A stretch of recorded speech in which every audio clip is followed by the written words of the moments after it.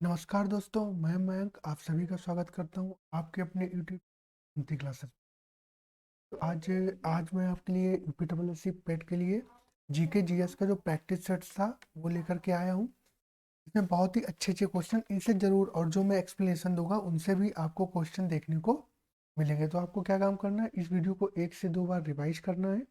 आप लोगों के क्वेश्चन तैयार होंगे, लेकिन कुछ इंपॉर्टेंट हैं जो आपको तैयार करने हैं। मैं एक तरीका भी बताऊंगा कि जो चीज़ें लास्ट टाइम में आपको जरूर देख के जानी है। चलिए पहला क्वेश्चन देखते हैं। इसके तत्वाधान में भारत के राष्ट्रपति शपथ ग्रहण करते हैं। इसके तत्वाधान में भारत के राष्ट्रपति शपथ ग्रहण करते हैं। मुख्य चुनाव आयुक्त, मुख्य न्यायाधीश, लोकसभा स्पीकर या उपराष्ट्रपति। तो जो भारत के राष्ट्रपति की शपथ है, जो ये भारत के राष्ट्रपति की शपथ है, ये किस अनुच्छेद में है? भारत के राष्ट्रपति की जो शपथ है उस अनुच्छेद है वो है अनुच्छेद 60। मतलब संविधान के अनुच्छेद 60 जो है, 60 में राष्ट्रपति के शपथ की बात कही गई है अनुच्छेद 60 में। ठीक है। तो जो इनको शपथ दिलाई जाती है, जो शपथ दिलाई जाती है वो किसके द्वारा दिलाई जाती है? वो दिलाई जाती है मुख्य न्यायाधीश के द्वारा। बी ऑप्शन क्या हो जाएगा इसका? करेक्ट हो जाएगा। मुख्य न्यायाधीश के द्वारा इन्हें शपथ दिलाई जाती है। अच्छा, अब जो कुछ ऑप्शन भी है इनको भी कर लेते हैं। तो ये मुख्य चुनाव आयुक्त, वर्तमान में मुख्य चुनाव आयुक्त कौन है? वर्तमान में मुख्य चुनाव आयुक्त है, उनका नाम है राजीव कुमार। क्या नाम है? राजीव कुमार। वर्तमान में मुख्य चुनाव आयुक्त कौन है? राजीव कुमार है। लोकसभा स्पीकर की बात करें तो कौन है? ओम बिरला जी हैं। कौन है? ओम ओम बिरला जी हैं। ठीक है। उपराष्ट्रपति कौन है? जगदीप धनखड़ जी हैं। कौन है? जगदीप धनखड़ जी। अगर अगर आपसे ये प्रश्न पूछा जाता है कि उपराष्ट्रपति बनने से पहले धनखड़ किस राज्य के राज्यपाल थे, अगर ये प्रश्न आपसे पूछ लिया जाता है कि उपराष्ट्रपति बनने से पहले जगदीप धनखड़ किस राज्य के राज्यपाल थे, तो आपको बताना क्या होगा? पश्चिम बंगाल। क्या ये बंगाल के पश्चिम बंगाल के राज्यपाल रहे? ये बात भी आप याद रखिएगा, पूर्व में पश्चिम बंगाल के राज्यपाल रहे हैं। ये बात क्लियर हो गई? इतने में कोई दिक्कत? ठीक है, इतने में कोई दिक्कत हो गई? अच्छा, बात ठीक है। चलिए आगे बढ़ते हैं। अच्छा बताइएगा, पहले मुख्य निर्वाचन आयुक्त कौन थे? इसका जवाब आप कमेंट बॉक्स में करके दीजिएगा। आगे बढ़ते हैं, अगला क्वेश्चन देखते हैं। बनिहाल रेलवे सुरंग कहाँ स्थित है? बनिहाल रेलवे सुरंग कहाँ स्थित है? अब बनिहाल रेलवे सुरंग कहाँ स्थित है? लद्दाख रेंज में, पीर पंजाल रेंज में, काराकोरम रेंज में, जास्कर रेंज में। तो इसका आंसर क्या हो जाएगा? ये हो जाएगा आपका पीर पंजाल श्रेणी में। किस पे? पीर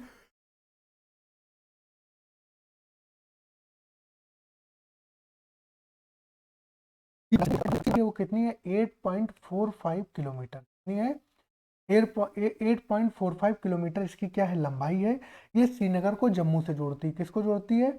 ये श्रीनगर और जम्मू के बीच, श्रीनगर प्लस जम्मू के बीच में इसका निर्माण हुआ। श्रीनगर को जम्मू से जोड़ती है बनिहाल सुरंग। कितनी लंबाई है इसकी? 8.45 किलोमीटर है और पीर पंजाल रेंज में पाई जाती है। इतनी बात समझ में आ गई? इतने में कोई दिक्कत किसी को?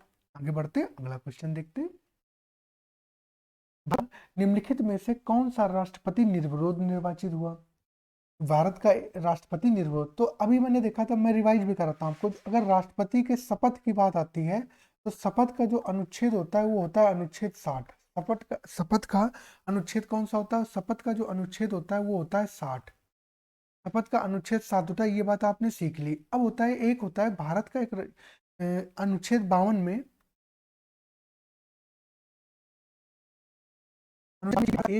भारत का एक राष्ट्रपति होगा। भारत एक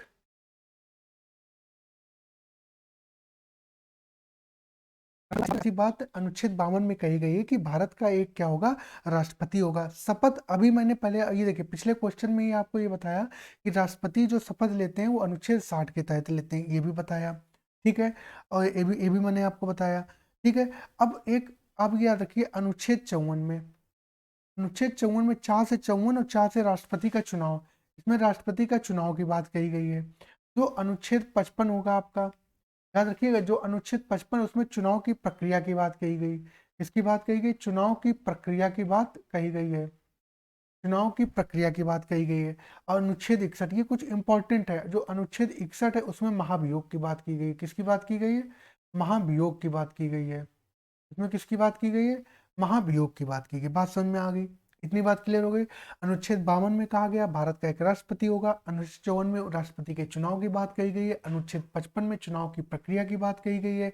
अनुच्छेद 60 में राष्ट्रपति के शपथ की बात की गई है। अनुच्छेद 61 में महाभियोग की बात की गई है। इतनी बात समझ में आ गई। तो उसने कहा कौन सा राष्ट्रपति निर्विरोध निर्वाचित हुआ था। तो मैं आपको बता दूं जो इसमें आंसर होगा वो होगा डॉक्टर नीलम संजीवा रेड्डी। क्या? नीलम संजीव रेड्डी होंगे। तो लेकिन मैं आपको बता दूं, आपको याद रखने पहले राष्ट्रपति कौन थे। पहले राष्ट्रपति थे हमारे डॉक्टर राजेंद्र प्रसाद जी। कौन थे? डॉक्टर राजेंद्र प्रसाद जी थे हमारे कौन से पहले राष्ट्रपति। अगर मैं दूसरे की बात करूं तो दूसरे कौन थे?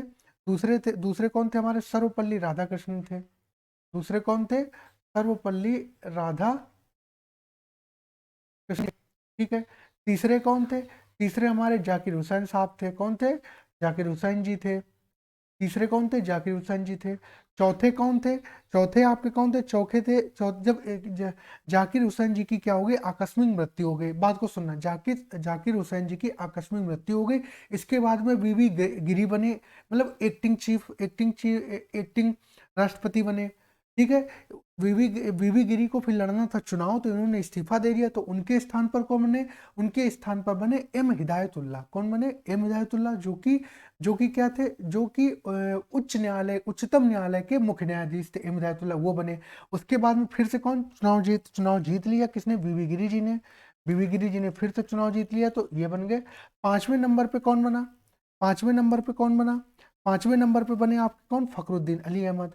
पांचवें नंबर पे कौन बने? फखरुद्दीन। नंबर पे कौन बने? फखरुद्दीन अली अहमद बने। उन्होंने फखरुद्दीन अली अहमद बने। और छठवें नंबर पर कौन बने? छठवें नंबर पर बने कौन? नीलम संजीव रेड्डी। संजीव रेड्डी कौन बने? नीलम संजीव रेड्डी। तो यही हो गया छठवें नंबर वाला, नीलम संजीव रेड्डी इसका करेक्ट आंसर हो जाएगा। नीलम संजीव रेड्डी इसका क्या हो जाएगा? करेक्ट आंसर हो जाएगा। बात समझ में आ गई इतनी?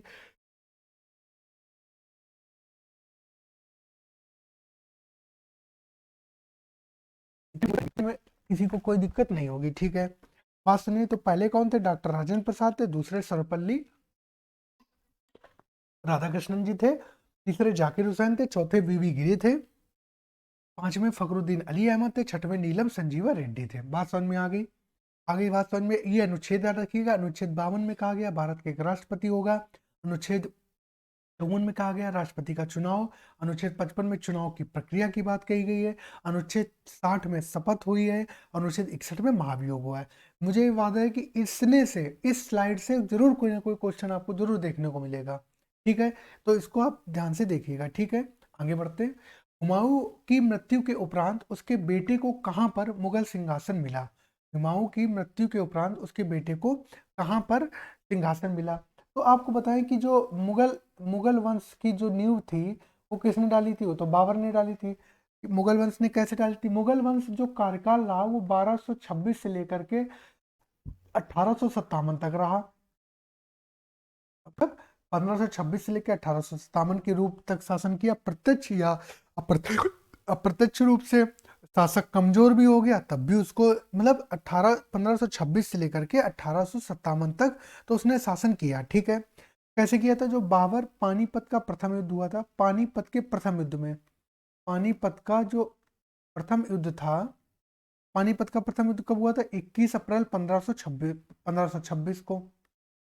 21 अप्रैल 1526 को पानीपत का प्रथम युद्ध हुआ था। किसके किसके बीच हुआ था? बाबर वर्सेस इब्राहिम लोदी के बीच में।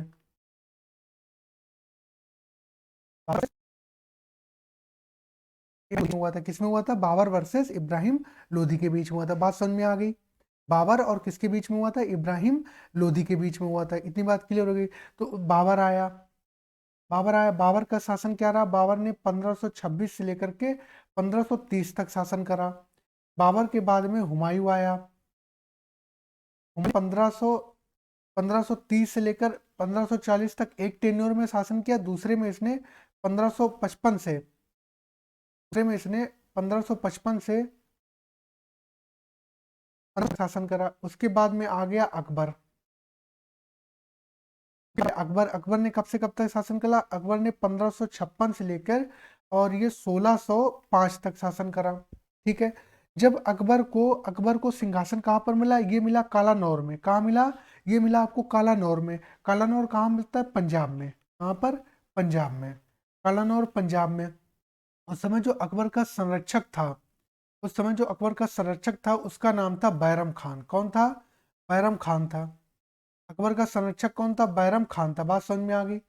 अकबर का संरक्षक कौन था, बैरम खान था। बात समझ में आ गई इतनी बात समझ में आ गई। संरक्षक कौन था, बैरम खान था। क्लियर हो गई इतनी बात। 1605 से लेके 56 से लेके 1605 तक अकबर ने शासन किया। उस समय जब अकबर छोटा था, 11 वर्ष 8 माह की,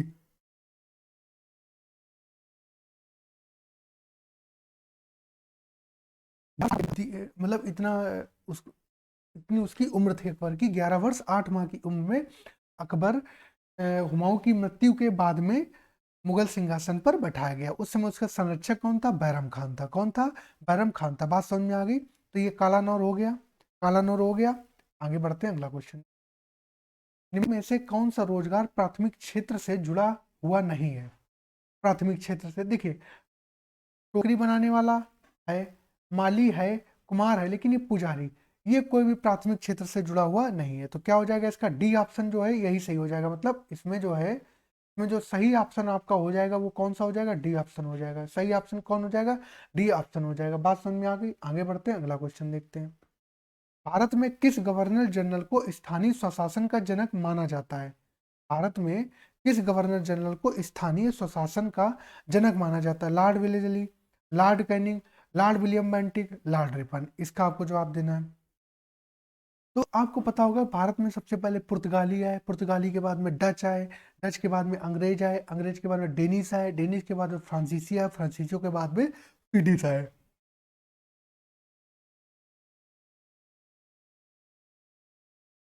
और सबने समय समय पर अपनी कंपनियां यहाँ पर खोली। ठीक है, कुछ लोगों ने शासन करने की कोशिश की, वो शासन नहीं कर पाए। कुछ लोगों ने शासन करने की कोशिश की, उन्होंने शासन किया। जैसे अंग्रेजों ने काफी समय तक शासन किया। ठीक है, तो शासन करने के बीच में ऐसी कुछ चीजें हुई, जैसे कि प्लासी का युद्ध हुआ 23 जून 1757 को। उसमें अंग्रेजों के हाथ में अप्रत्यक्ष रूप से विजय मिली, धोखाधड़ी से वो युद्ध हुआ, लेकिन अंग्रेजों की तो जीत हुई। उसके बाद में बक्सर के युद्ध जो 1764 में हुआ। उससे पहले अंग्रेजों ने वांडीवास के युद्ध में, जो वांडीवास के युद्ध 1760 में हुआ, उसमें डचों को पराजित किया, उनको यहाँ से खदेड़ दिया। तो इन सब चीजों से अंग्रेजों को जब जीत मिलती रही तो उनका आत्मविश्वास बढ़ा, और उन्होंने धीरे में यहाँ पर शासन सत्ता, इलाहाबाद की संधियों के माध्यम से शासन सत्ता को अपने हाथ में लेना आरंभ कर दिया। उसके बाद में वो तरह तरह के charter act, government of India act लेकर के आए, जिसके तहत उन्होंने क्या शासन किया। ठीक है, तो जो स्थानीय स्वशासन का जनक करते, तो उसमें कोई बंगाल का गवर्नर जनरल बना, फिर वो भारत का गवर्नर जनरल बना, फिर वो वायस राय बना। उसी क्रम में तरह तरह के चार्टर एक्ट के माध्यम से ये शासन पद्धति को बदलते रहे। उसी क्रम में एक गवर्नर जनरल था जिसका नाम था लॉर्ड रिपन। क्या नाम था, लॉर्ड रिपन नाम था। क्या नाम था, लॉर्ड रिपन का नाम था। डी ऑप्शन था। बात समझ में आ गई। लॉर्ड रिपन था, डी ऑप्शन था। बात समझ में आ गई। तो जाएगा, इसी ने उसको क्या कहा, गवर्नर जनरल कहा है। क्या कहा, गवर्नर जनरल। स्थानीय शासन का जनक किसको कहा जाता है, लॉर्ड रिपन को कहा जाता है। किसको कहा जाता है, लॉर्ड रिपन को कहा जाता है। बात समझ में आ गई। बात समझ में आ गई इतनी बात। आगे बढ़े, अगला क्वेश्चन देखते हैं। वर्ष 2022 के लिए मिल्कमैन अधिशेषिया अवार्ड के लिए किसे चुना गया है। वर्ष 2022 के लिए मिल्कमैन अधिशेषिया अवार्ड के लिए किसे चुना गया है, इसका आपको जवाब देना है। तो मिल्कमैन अधिशेषिया पुरस्कार के लिए किसको चुना गया है, इसका जवाब दीजिए। तो ये हो जाएंगे आपके कौन, प्रभात पटनायक जी। कौन हो जाएंगे, प्रभात पटनायक जी। ऑप्शन डी हो जाएगा। दीपक धार एक ऑप्शन लिखा है। दीपक धार जी को क्या मिला है, इनको अभी अभी हाल ही में क्या मिला है, बोल्ट्जमैन पुरस्कार मिला है। बोल्ट्जमैन पुरस्कार, इसको याद रखिए, क्या मिला है, बोल्ट्जमैन पुरस्कार मिला है। ठीक है, इतनी बात समझ में आ गई। सुमित भाले जो है ये एक लावड़ी कलाकार है। क्या है, लावड़ी कलाकार है। अब आप कहेंगे कि लावड़ी कहाँ का लोक नृत्य या लावड़ी कहाँ की कला है, ये महाराष्ट्र की कला है। लावड़ी कहाँ की कला है, याद रखिएगा सब, कहाँ की कला है, महाराष्ट्र की कला है। लावड़ी महाराष्ट्र की आपकी कला हो गई। तो इन्होंने अंतरराष्ट्रीय लोक कला महोत्सव में, सुमित भाले जी ने क्या करा है, अंतरराष्ट्रीय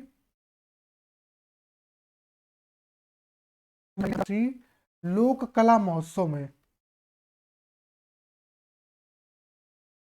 कला महोत्सव में थोड़ा ऐसा हैंग हुआ है, कोई नहीं, इसको सही कर लेंगे। अंतरराष्ट्रीय लोक कला महोत्सव में इन्होंने क्या किया है, इन्होंने गोल्ड मेडल जीता है। अंतरराष्ट्रीय लोक कला महोत्सव में क्या जीता है, गोल्ड मेडल जीता है। तो दीपक धार जी को बोल्टमैन पुरस्कार मिल गया है। सुमित भाले जी को अंतरराष्ट्रीय लोक कला महोत्सव में, अंतरराष्ट्रीय लोक कला महोत्सव में, अंतरराष्ट्रीय लोक कला महोत्सव में गोल्ड मेडल मिला। और प्रभात पटनायक जी ने मिल्कमैन अदेसिया अवार्ड जीता है। बात समझ में आ गई, इतनी इतनी बात समझ में आ गई। आगे बढ़े, अगला क्वेश्चन देखते हैं। थोड़ा सा हैंग कर रहा है, एक मिनट हैंग कर रहा है, थोड़ा वेट कर लीजिए। तो इतनी बात समझ में आ गई आपको। मैं आपको गवर्नर जनरल के बारे में कुछ और बातें बता देता हूँ। जैसे कि क्या हुआ कि पहले भारत का, पहले अंग्रेजों ने सबसे पहले प्लासी जीता, प्लासी के बाद उन्होंने बक्सर जीता। तो सबसे पहले उन्होंने अपने बंगाल में शासन सत्ता को संभाला। सबसे पहले उन्होंने क्या करा, बंगाल में शासन सत्ता को संभाला। बंगाल में शासन सत्ता को संभालने के बाद में उन्होंने बम्बई और मद्रास की जो प्रेसिडेंसियां थी उनको भी, बम्बई और मद्रास की जो प्रेसिडेंसियां थी उनको भी अपने कब्जे में कर लिया। ठीक है, इतनी बात समझ में। बम्बई और मद्रास की जो प्रेसिडेंसियां थी उनको भी अपने कब्जे में ले लिया उन्होंने। ठीक है, तो उसी के माध्यम से वो कभी, जो भारत का, पहले वो बंगाल का गवर्नर लेकर के आए, फिर बंगाल का गवर्नर जनरल बना। ये तरह तरह के रेगुलेटिंग एक्ट के माध्यम से हुआ। बंगाल का जो गवर्नर जनरल बन गया वो बाद में फिर भारत का गवर्नर जनरल बना, फिर एक बाद में वायसराय बना। बात समझ में आई। तो इस तरह से आई थिंक अब ठीक हो गया है, अब सिस्टम हमारा ठीक हो गया है। थोड़ा सा हैंग कर जाता है, टेक्निकल इशू है, कभी कभी आ जाता है। अगला देखिए, कह रहा है 5 अप्रैल 2022 को किस राज्य में देश के सबसे बड़े मेडिकल टावर की आधारशिला रखी गई थी। 5 अप्रैल 2022 को किस राज्य में देश के सबसे बड़े मेडिकल टावर की, क्या सबसे बड़े मेडिकल टावर की आधारशिला रखी गई, इसका आपको जवाब देना है। तो इसका आंसर क्या हो जाएगा, इसका आंसर क्या हो जाएगा, इसका आंसर हो जाएगा आपका, इसका आंसर क्या हो जाएगा,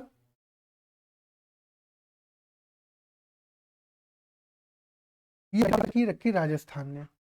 जो पेट 2021 में हुआ था उसमें एक राजस्थान से भी रिलेटेड वो बैम्बू प्रोजेक्ट पूछा गया था। तो इस बार भी आपसे राजस्थान रिलेटेड करंट अफेयर हो सकता है कि जो बंदा पेपर सेट कर रहा है वो राजस्थान का हो, तो वो अगर ये क्वेश्चन पूछ दे, ऐसा ही तो होता है। तो ये इसका आंसर क्या हो जाएगा, राजस्थान हो जाएगा। क्या हो जाएगा, राजस्थान हो जाएगा। अगर बात करी जाए तो क्षेत्रफल के हिसाब से सबसे बड़ा कौन सा है, राजस्थान है। राजस्थान के बाद में कौन सा है, राजस्थान के बाद में आपका कौन सा है, मध्य प्रदेश है। मध्य प्रदेश के बाद में कौन है, महाराष्ट्र है। महाराष्ट्र के बाद में कौन है, गुजरात है। कौन है, गुजरात है। बात समझ में आ गई, बात समझ में आ गई, इतनी बात क्लियर हो गई। राजस्थान की कैपिटल की बात करें, क्योंकि आपके उसमें टॉपिक है राजधानी और उसके देश, तो राज्यों की भी राजधानी मिलान में दे सकता है। तो राजस्थान की राजधानी क्या हो गई, जयपुर हो गई। राजस्थान की राजधानी क्या हो गई, जयपुर हो गई। मध्य प्रदेश की क्या हो गई, भोपाल हो गई। क्या हो गई, महाराष्ट्र की मुंबई हो गई। गुजरात की हो गई आपकी गांधीनगर।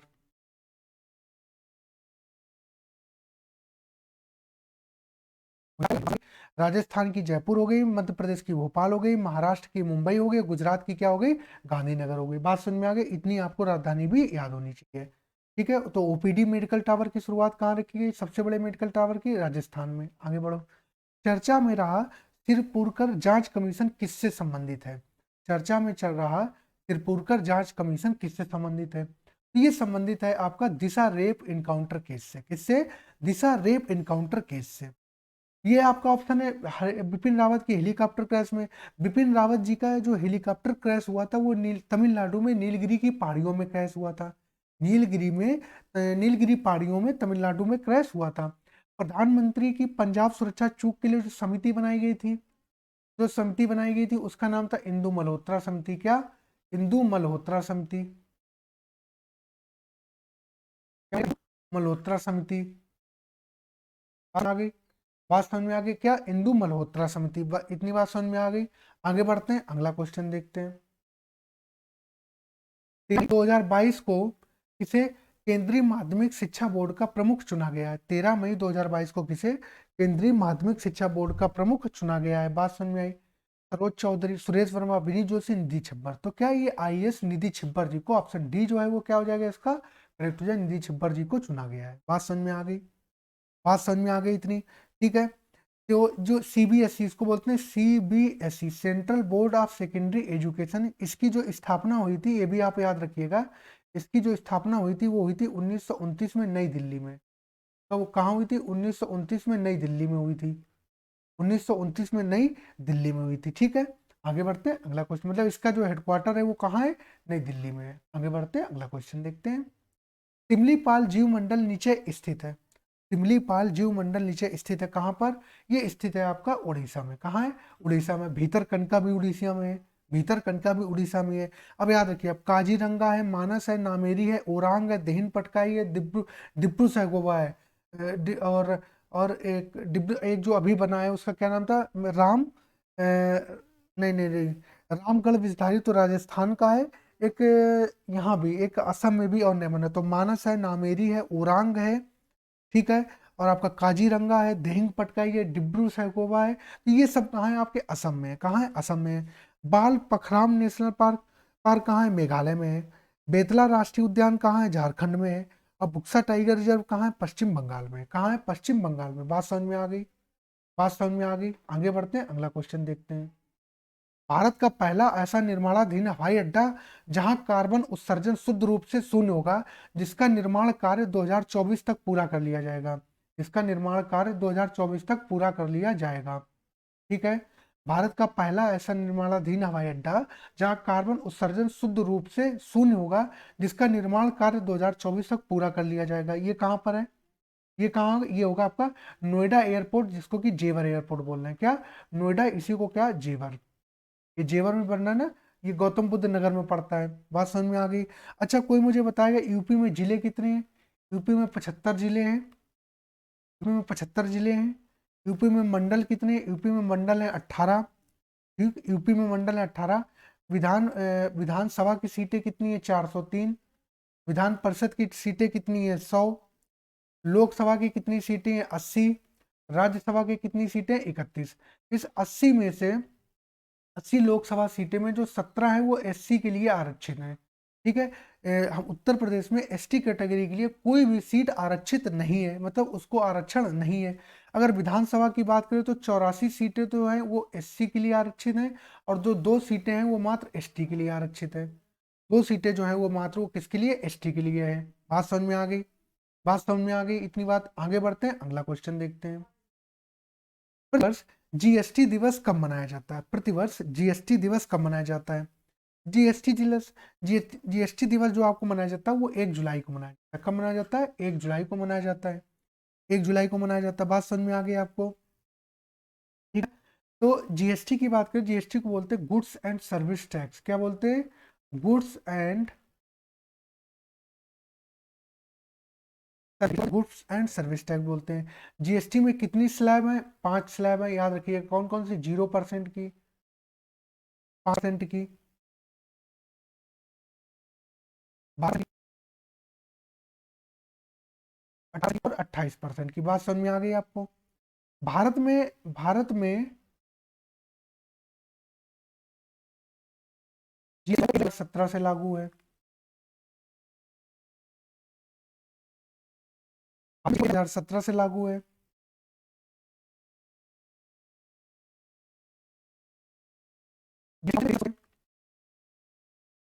में राज्य है, इंडियन टेरिटरी है, इनसे 33 सदस्य होते हैं। इनका जो अध्यक्ष होता है वो कौन होता है, इनका वो कौन होता है, वो होता है वित्त मंत्री होता है, कौन मंत्री होता है। बात समझ में आ गई, बात समझ में आ गई। उनका जो अध्यक्ष होता है वो कौन होता है, वित्त मंत्री होता है। बात समझ में आ गई। आगे बढ़ते हैं अगला क्वेश्चन देखते हैं।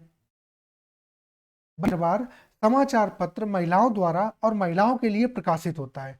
बहिनी दरबार समाचार पत्र महिलाओं द्वारा और महिलाओं के लिए प्रकाशित होता है। बहिनी दरबार समाचार पत्र जो है वो महिलाओं द्वारा और महिलाओं के लिए प्रकाशित होता है। किस राज्य में होता है, ये होता है आपका मध्य प्रदेश में होता है, मध्य प्रदेश में होता है। बात समझ में आ गई। ये एक मासिक पत्रिका है, क्या है ये, एक मासिक पत्र है। इतनी बात समझ में आ गई। और 2008 में इसकी शुरुआत की गई थी। कब, 2008 में क्या की गई थी, इसकी शुरुआत की गई थी? बात समझ में आ गई, 2008 में शुरुआत की गई थी। आगे बढ़ते हैं, अगला क्वेश्चन देखते हैं। किस सिख गुरु ने आदि ग्रंथ का संकलन किया था? किस सिख गुरु ने आदि ग्रंथ का संकलन किया था? ठीक है, आदि ग्रंथ का संकलन किया था। तो आदि ग्रंथ कहा जाए या गुरु ग्रंथ कहा जाए? कभी कभी वो आदि ग्रंथ क्वेश्चन में देता है, कभी कभी वो गुरु ग्रंथ भी आपको दे सकता है, कभी कभी वो आपको गुरु ग्रंथ भी दे सकता है। बात समझ में आ गई? बात समझ में आ गई। तो जो स्वर्ण मंदिर की नींव भी इन्होंने रखी थी तो ये क्या है? जो पांचवें गुरु थे गुरु अर्जुन देव जी, क्या थे? पांचवें गुरु थे, पांचवें गुरु थे गुरु अर्जुन देव जी। बात समझ में आ गई। इन्होंने गुरु ग्रंथ का संकलन किया था। इनको जहांगीर ने इनको फांसी दी थी। ठीक है, जहांगीर, ये भी लिख लीजिएगा आप, जहांगीर ने फांसी दी थी। जहांगीर ने गुरु अर्जुन देव जी को फांसी दी थी। क्लियर हो गई इतनी बात समझ में आ गई आपको? इतनी आगे बढ़ते हैं, अगला क्वेश्चन देखते हैं। क्वीन ऑफ फायर किसकी रचना है? क्या है? क्वीन ऑफ, मैं अब थोड़ा सा कम कम एक्सप्लेन करता हूँ, मुझे लगता है एक्सप्लेन ज्यादा हो रहा है, तो मैं आपको ऐसे बताता चलूंगा। क्वीन ऑफ फायर किसकी रचना है? क्वीन ऑफ फायर जो रचना है वो किसकी है? देविका रंगचारी की। किसकी है? देविका रंगचारी की है। सुधा मूर्ति जी की एक पुस्तक जो कि बहुत पूछी जाती है, how onion got its layer. How onion got its layer, ये किसकी रचना है? ये सुधा मूर्ति जी की है। क्वीन ऑफ फायर किसकी है? देविका रंगचारी की है। आगे बढ़ते हैं, अगला क्वेश्चन देखते हैं। वह कौन से नेता थे जो केंद्रीय विधानसभा के अध्यक्ष थे, फिर भी संविधान सभा के अध्यक्ष भी रहे और बाद में वे लोकसभा के अध्यक्ष भी बने? कौन थे? वो थे जीवी मावलंकर जी। कौन थे? जीवी मावलंकर अर्थात गणेश वासुदेव मावलंकर जी। ऑप्शन डी करेक्ट हो जाएगा इसका। कौन सा? ऑप्शन डी करेक्ट हो जाएगा। आगे बढ़े, अगला क्वेश्चन देखते हैं। भारत में काजू का प्रथम परिचय किन लोगों ने कराया? भारत में काजू का प्रथम परिचय किन लोगों ने कराया? तो काजू हो गया, आलू हो गया, टमाटर हो गया, प्रिंटिंग प्रेस हो गया, प्रिंटिंग प्रेस हो गई, और कास्ट नाम का शब्द, ये सब कौन लेकर के आया था? ये पुर्तगाली लेकर के आया। ये सब कौन लेकर के आया? पुर्तगाली लेकर के आया। और भारत में सबसे पहले जो यूरोपीय कंपनी का जो आगमन हुआ उस क्रम में सबसे पहले जो थे वो कौन थे? पुर्तगाली ही थे। सबसे पहले कौन थे? पुर्तगाली ही थे। आगे बढ़े, अगला क्वेश्चन देखते हैं। किस भारतीय राष्ट्रपति ने आयरिश स्वतंत्रता संग्राम में भाग लिया और इसके लिए जेल भी गए? किस भारतीय राष्ट्रपति ने आयरिश स्वतंत्रता संग्राम में भाग लिया और इसके लिए जेल भी गए? V V Giri, Neelam Sanjiva Reddy, doctor Shankar Dayal Sharma, doctor S Radhakrishnan. इसका आपको जवाब देना है, तो इसका आंसर क्या हो जाएगा? ये हो जाएगा आपका क्या? वीवी गिरी। क्या? वीवी गिरी। तो मैंने आपको बताया था राष्ट्रपति, पहले राष्ट्रपति जो थे डॉक्टर राजेंद्र प्रसाद जी थे, दूसरे सर्वपल्ली राधाकृष्णन जी, तीसरे जो थे वो जाकिर हुसैन जी थे। जब जाकिर हुसैन जी की आकस्मिक मृत्यु हो गई तो वीवी गिरी बने। वीवी गिरी जी को राष्ट्रपति का चुनाव लड़ना था तो उन्होंने इस्तीफा दे दिया। तब कौन बने? सुप्रीम कोर्ट के, सर्वोच्च न्यायालय के मुख्य न्यायाधीश थे एम हिदायतुल्लाह, वो बने। तो अगर ये प्रश्न आपसे पूछा जाए कि सुप्रीम कोर्ट एकमात्र मुख्य न्यायाधीश कौन है जो कि राष्ट्रपति रहे, तो कौन है? एम हिदायतुल्लाह जी हैं। कौन है? एम हिदायतुल्लाह जी। उसके बाद में कौन बना? उसके बाद में कौन बने? उसके बाद में आपके कौन बने? लेकिन छठवें नंबर के जो थे वो कौन थे? नीलम संजीव रेड्डी जी थे। उसके बाद में फिर बीबी गिरी बने। उसके बाद में फिर कौन बना? नीलम संजीवा रेड्डी जी बने। तो निर्विरोध निर्वाचित होने वाले कौन है? नीलम संजीवा रेड्डी जी हैं। ठीक है, तो इसका आंसर क्या हो जाएगा? बीबी गिरी हो जाएगा। आगे बढ़े, अगला क्वेश्चन देखते हैं। निम्नलिखित में से कौन सा भारतीय अर्थव्यवस्था का प्राथमिक क्षेत्र है? तो आपको पता होगा तीन क्षेत्र हैं, तीन क्षेत्र हैं। एक को प्राइमरी, सेकेंडरी, टर्सरी, मतलब एक को बोलते हैं प्राथमिक,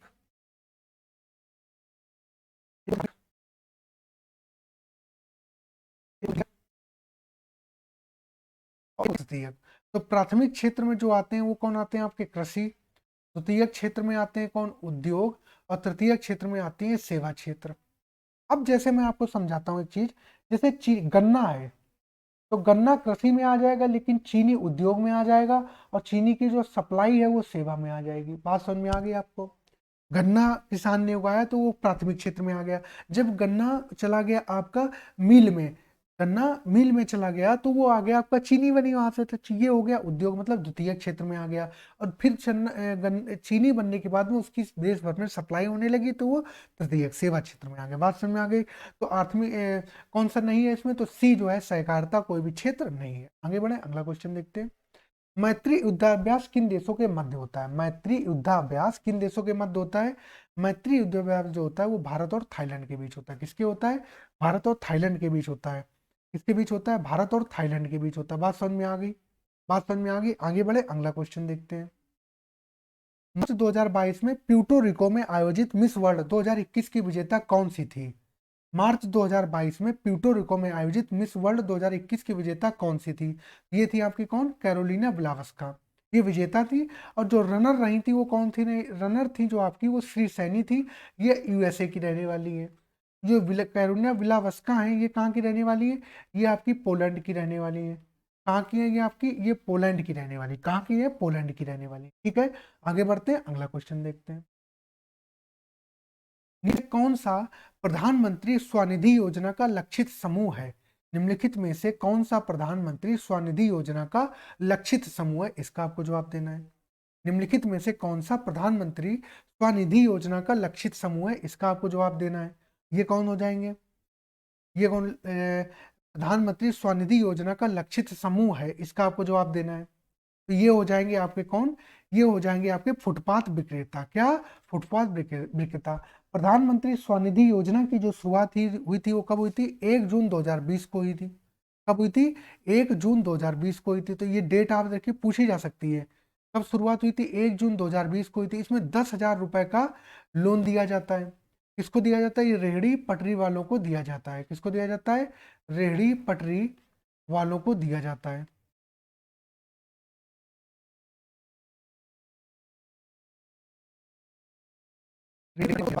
रेहड़ी पटरी वालों को ये दिया जाता है। बात समझ में आ गई? इतनी इतनी बात समझ में आ गई आपको? ठीक है, आगे बढ़ते हैं, अगला क्वेश्चन देखते हैं।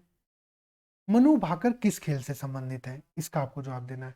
तो मनु भाकर जो है वो आपके किससे संबंधित है? वो संबंधित है किससे? आपसे तीरंदाजी। किससे? तीरंदाजी थे। अच्छा, बैडमिंटन से एक प्रमुख खिलाड़ी का नाम बताइए। बैडमिंटन से जैसे आपकी हो गई साइना नेहवाल। कौन हो गई? साइना नेहवाल हो गई। कौन हो गए? सुनील छेत्री हो गए। और गोल्डन बॉय नीरज चोपड़ा। समय खराब करते हुए आगे बढ़े, अगला क्वेश्चन देखते हैं। पर्यावरण वन एवं जलवायु परिवर्तन मंत्रालय भारत सरकार ने डॉल्फिन दिवस मनाने की घोषणा की है। इसका आपको जवाब देना है। तो ये कब की है? ये 5 अक्टूबर को। कब की है? 5 अक्टूबर को घोषणा की है। 11 जुलाई को क्या मनाते हैं? 11 जुलाई को मनाते हैं विश्व जनसंख्या दिवस। क्या मनाते हैं? 11 जुलाई को क्या मनाते हैं? विश्व जनसंख्या दिवस मनाते हैं। बात समझ में आ गई? 5 जून को क्या मनाते हैं? 5 जून को मनाते हैं विश्व पर्यावरण दिवस।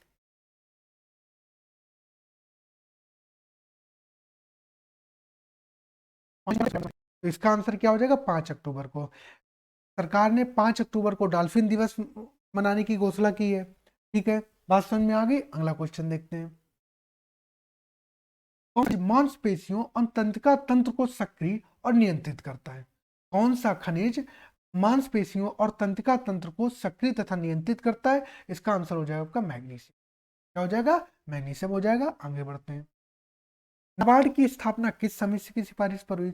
नाबार्ड की जो स्थापना हुई थी वो हुई थी आपकी शिवरामन समिति की सिफारिश पर। बी शिवरामन समिति की सिफारिश पर नाबार्ड की स्थापना की गई थी। नाबार्ड की अगर फुल फॉर्म की बात करोगे तो क्या होता है? National bank for agriculture and rural development. इसकी जो स्थापना हुई थी वो हुई थी 12 जुलाई हुई थी 12 जुलाई 1982 को स्थापना। 12 जुलाई 1982 को क्या हुई थी? इसकी स्थापना हुई थी। बात समझ में आई? 12 जुलाई 1982 को इसकी क्या हुई थी? स्थापना हुई थी।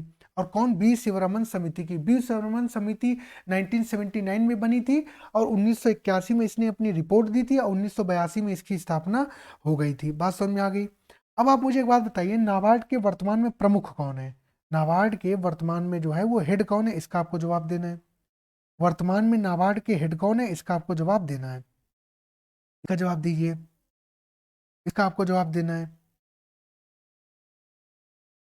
इसका भी आप जवाब दीजिए। वो कहाँ है? सेक्टर है वो मुंबई में है। और इसके जो हेड हैं वो कौन है? इसका आपको जवाब देना है। तो ये कौन थे जी? गोविंद राजुलू चिंताला जी हैं। कौन है? गोविंद राजुलू चिंताला, GR चिंताला। ठीक है, और मुंबई में इसका क्या हेडक्वार्टर है? आगे बढ़े, अगला क्वेश्चन देखते हैं। वह कौन सा विशेष बल है जिसका गठन भयंकर प्राकृतिक आपदाओं के दौरान विशेष निवारक प्रतिक्रिया उपलब्ध कराने के लिए किया गया है? वह कौन सा विशेष बल है जिसका गठन भयंकर प्राकृतिक आपदाओं के दौरान विशेष निवारक प्रतिक्रिया उपलब्ध कराने के लिए किया गया है? इसका आपको जवाब देना है। ये हो जाता है आपका एनडीआरएफ। क्या हो जाता है? एनडीआरएफ। क्या हो जाता है? एनडीआरएफ हो जाता है।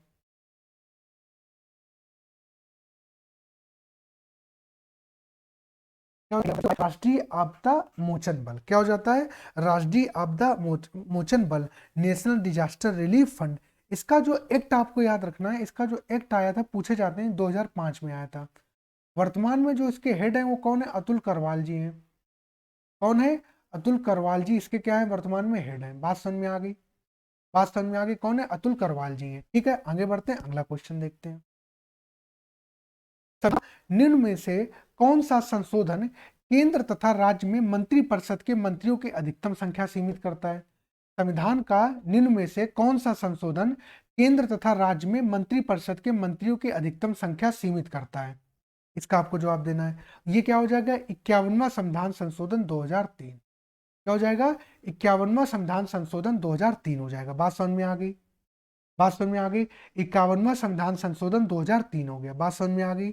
ठीक है, तो क्लियर हो गई इतनी बात। तो क्या लोकसभा हो या राज्यसभा हो, सॉरी, संसद में या राज्यों में मंत्रिपरिषद की जो संख्या वो 15% से ज्यादा नहीं हो सकती। 15% से ज्यादा नहीं हो सकती। दिल्ली के लिए 10% है, 15% से ज्यादा नहीं हो सकती। बात समझ में आ गई? बात समझ में आ गई। आगे बढ़े, अगला क्वेश्चन देखते हैं। नदी के प्रवाह को मापने के लिए निम्न में से किसका प्रयोग होता है? तो नदी के प्रवाह को मापने के लिए जिसका प्रयोग होता है वो क्या है? वो है आपका क्यूसेक में। नदी के प्रवाह को क्यूसेक में मापते हैं। भूकंप को रिएक्टर स्केल में मापते हैं। भूकंप को रिएक्टर स्केल में नापते हैं। अगला बढ़ते हैं, अगला क्वेश्चन देखते हैं। महात्मा गांधी महात्मा गांधी भारतीय राष्ट्रीय कांग्रेस के अध्यक्ष किस वर्ष बने? तो आपको बात करें, अगर भारतीय राष्ट्रीय कांग्रेस की अगर बात करते हैं, तो भारतीय राष्ट्रीय कांग्रेस की स्थापना जो हुई थी वो हुई थी 28 दिसंबर 1885 को। कहां पर? बंबई में। गोकुल दास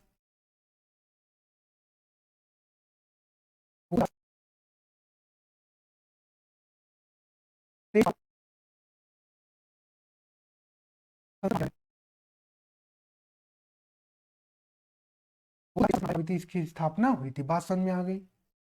बात समझ में आ गई आपको? गोकुलदास तेजपाल संस्कृत विद्यालय में 28 दिसंबर 1885 को हुई थी। ठीक है, इसके जो पहले अध्यक्ष थे वो कौन थे? डब्ल्यू सी बनर्जी थे। पहले अध्यक्ष जो जिसका अधिवेशन बंबई में हुआ था, बेमोश चंद बनर्जी थे। उसी प्रकार से हर एक वर्ष के अधिवेशन थे और अलग अलग अध्यक्ष अलग अलग स्थान पर ही आयोजित किया जाता था। तो महात्मा गांधी जो अध्यक्ष बने थे वो 1924 में बने थे, बेलगाम कर्नाटक के अधिवेशन में। बेलगाम कर्नाटक के अधिवेशन में के अधिवेशन में बने थे। आगे बढ़े, अगला क्वेश्चन देखते हैं। गोल्डन पेन ऑफ फ्रीडम पुरस्कार किससे संबंधित? गोल्डन प्रेम ऑफ फ्रीडम पुरस्कार किससे संबंधित है? ये संबंधित है आपके पत्रकारिता से। किससे? पत्रकारिता से संबंधित। आगे बढ़े। लौ और रक्त की नीति किसने अपनाई थी? तो रौ और रक्त की जो नीति अपनाई थी वो अपनाई थी बलबन ने। तो क्या हुआ था, आपको जब भारत में विदेशी आक्रमण होते रहे, इसी क्रम में एक गुलाम वंश आया। गुलाम वंश की नींव पड़ी। गुलाम वंश 1206 से लेकर के 1290 ईस्वी तक चला।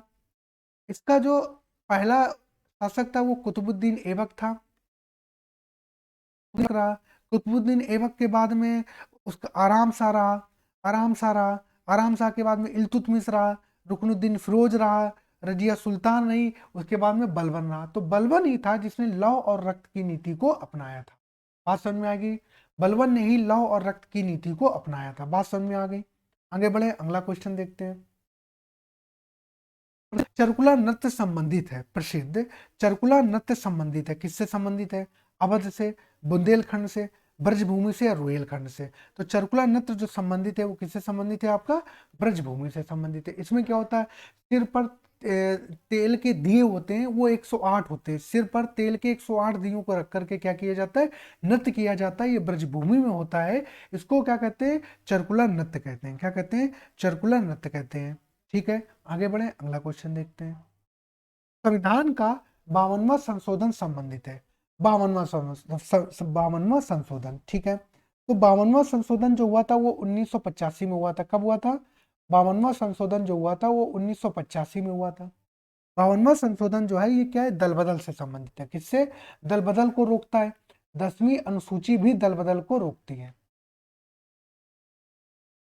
बदल को रोकती है। बात समझ में आ गई इतनी? आगे बढ़े, अगला क्वेश्चन देखते हैं। हेमिस गोम्पा मठ कहाँ स्थित है? हेमिस गोम्पा मठ कहाँ स्थित है? ये स्थित है आपका लद्दाख में। ठीक है, कहाँ? लद्दाख में। थिकसे मठ भी कहाँ है? लद्दाख में। रूमटेक मठ कहाँ है? सिक्किम में। आगे बढ़े, अगला क्वेश्चन देखते हैं। उत्तर प्रदेश वन निगम कब स्थापित किया गया था? Most most important question. Uttar Pradesh वन निगम कब स्थापित किया गया था? उत्तर प्रदेश वन निगम कब स्थापित किया गया था, इसका आपको जवाब देना है। तो उत्तर प्रदेश वन निगम स्थापित किया गया था, ये स्थापित किया गया था 25 नवंबर 1974 को। कब किया गया था? 25 नवंबर 1974 को स्थापित किया गया था। बात समझ में आ गई? 25 नवंबर 1974 को स्थापित किया गया था। आगे बढ़े, अगला क्वेश्चन देखते हैं। अधिक ध्वनि को शोर का नाम दिया जाता है? कितने माप से अधिक को कितने माप से अधिक ध्वनि को शोर का नाम दिया जाता है? ये दिया जाता है आपका 80 डेसिबल। किसको? 80 डेसिबल। ए ऑप्शन करेक्ट हो जाएगा। अगला क्वेश्चन देखते हैं। एक कंप्यूटर में स्टोरेज माध्यम की क्षमता की इकाई क्या होती है? एक कंप्यूटर में स्टोरेज माध्यम की क्षमता की इकाई क्या होती है? क्या होती है? ये होती है आपकी बाइट होती है। क्या होती है? बाइट। ऑप्शन ए करेक्ट हो जाएगा। आगे बढ़े, अगला क्वेश्चन देखते हैं। ब्रह्म की स्थापना किसने की थी? तो ब्रह्म समाज की जो स्थापना की थी वो की थी आपके राजा राममोहन राय ने। कब की थी? ये की थी आपके 20 अगस्त 1828। कब की थी?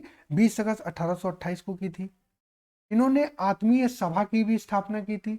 आत्मीय सभा की स्थापना कब की थी? 1815 में की थी। इतनी बात समझ में आई? समाज का दार्शनिक, ठीक है, नए युग का प्रवर्तक, ये सब के नाम से किसको जानते हैं? राजा राममोहन राय जी को जानते हैं। ठीक है, इन्होंने समाज सुधार के बहुत सारे कार्य किए। समझ में आई आपको? ठीक, क्या हो जाएगा? राजा राममोहन राय। आगे बढ़ते हैं, अगला क्वेश्चन देखते हैं। क्यों बनाया जाता है? ये क्वेश्चन पेट 2021 में पूछा गया था। लिख देता हूं मैं आपको। ये क्वेश्चन पेट तो जाता है। यूएन डे कब मनाया जाता है? यूएन डे मनाया जाता है आपका 24 अक्टूबर। कब मनाया जाता है? 24 अक्टूबर को। 1 मार्च को क्या मनाया जाता है? शून्य भेदभाव दिवस। क्या मनाया जाता है? शून्य भेदभाव दिवस मनाया जाता है। 24 जनवरी को क्या मनाया जाता है? राष्ट्रीय बालिका दिवस मनाया जाता है। क्या मनाया जाता है?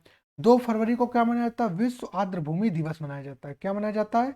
विश्व आर्द्र भूमि दिवस मनाया जाता है। कब? 2 फरवरी को। 2 फरवरी को क्या मनाया जाता है? विश्व आर्द्र भूमि दिवस मनाया जाता है। बात समझ में आ गई? बात समझ में आ गई आपको? आगे बढ़े, अगला क्वेश्चन देखते हैं। किसी राज्य की प्रथम महिला मुख्यमंत्री कौन थी? भारत में किसी राज्य की प्रथम महिला मुख्यमंत्री कौन थी? इसका आपको जवाब देना है। तो भारत में किसी राज्य की, तो ये थी आपकी, राज्य तो क्या हो गया आपका? उत्तर प्रदेश हो गया। राज्य हो गया उत्तर प्रदेश। और प्रथम महिला मुख्यमंत्री कौन थी आपकी? सुचेता कृपलानी जी। कौन थी? सुचेता कृपलानी जी थी। बात समझ में आ गई? क्या थी? सुचेता कृपलानी जी थी। ठीक है, आगे बढ़े, अगला क्वेश्चन देखते हैं। वह ताप जिस पर कोई ठोस वस्तु अपनी ठोस अवस्था से द्रव अवस्था में परिवर्तित हो, क्या कहलाता है? ये कहलाता है आपका गलनांक। क्या कहलाता है? गलनांक कहलाता है। बी ऑप्शन क्या हो गया? करेक्ट हो गया। बी ऑप्शन क्या हो गया? करेक्ट हो गया। बात समझ में आ गई? बात समझ में आ गई? आगे बढ़ते हैं। भारत के प्रथम उपराष्ट्रपति कौन थे? भारत के प्रथम उपराष्ट्रपति कौन थे? इसका आपको जवाब देना है। भारत के प्रथम उपराष्ट्रपति, तो भारत के प्रथम उपराष्ट्रपति कौन थे? डॉक्टर एस राधाकृष्णन जी थे। ऑप्शन बी करेक्ट हो जाएगा। बात समझ में आ गई? ठीक है, आगे बढ़े, अगला क्वेश्चन देखते हैं। भारत का सिलिकॉन वैली किसे कहा जाता है? भारत का सिलिकॉन वैली कहा जाता है आपको किसको? ये कहा जाता है आपको बेंगलुरु को। किसको कहा जाता है? बेंगलुरु को कहा जाता है। भारत का सिलिकॉन वैली किसे कहा जाता है? बेंगलुरु को कहा जाता है। बात समझ में आ गई? इतनी बात, इतनी बात समझ में आई आपको? ठीक है, अगला क्वेश्चन देखते हैं। तो यहीं तक आपके क्वेश्चन थे। यहीं तक आपके क्वेश्चन थे। अब आपके लिए, आपकी समझ लीजिए सैटरडे से अब आपके पेपर स्टार्ट, सैटरडे और संडे को पेपर होना है। अब आप बिल्कुल भी परेशान, आपने जहां से भी पढ़ाई की है मुझे उम्मीद है बेस्ट पढ़ाई करी होगी। अब आपको सिर्फ और सिर्फ रिवाइज करना है। आपको क्या नहीं करना है, इसके लिए एक बहुत इंपॉर्टेंट वीडियो आपको जरूर देखनी मैं लेकर के आने वाला हूं। उसको आप ज़रूर देखिए कि अब आपको बचे दिनों में क्या करना है। ठीक है बात को? तो आपसे रिक्वेस्ट है कि आप चैनल को सब्सक्राइब करिए, बहुत छोटा-सा परिवार है आपको।